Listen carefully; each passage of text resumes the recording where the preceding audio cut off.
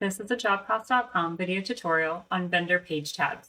In the main cabinet, go to Accounts Payable, click on Vendor List, choose an existing vendor. Click on the vendor name ID from the vendor list. Right below the multicolor buttons along the top are page tabs.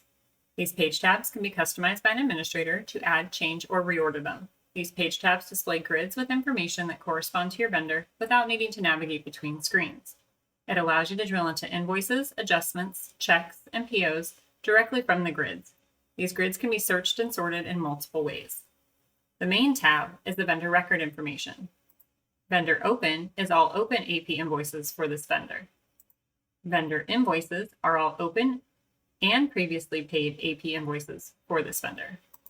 Vendor Invoice Detail is each individual detail line item for all open and previously paid AP invoices. Vendor Adjustments are adjustments that were made to any open and previously paid AP invoices for this vendor. Vendor Checks are the payments made for AP invoices to this vendor. Vendor Check Detail is each invoice detail line item that the payment was applied to. Vendor Transactions show all AP transaction line items for invoices, adjustments, and checks applied to this vendor. Vendor PO is all purchase orders received and remaining for this vendor. Vendor PO Detail is each individual detail line item per PO for this vendor.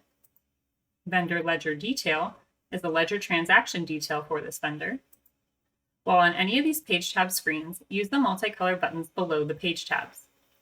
Blue Add is to create a new transaction. Black Excel allows you to export the grid to an Excel file. Black CSV allows you to export the grid to a CSV file. Teal Refresh refreshes the screen after any changes were made. Teal Clear Sorts clears any column sorts used. Teal Clear Filters clears any filters used. Yellow Undo lets you undo any recently entered information or changes prior to saving.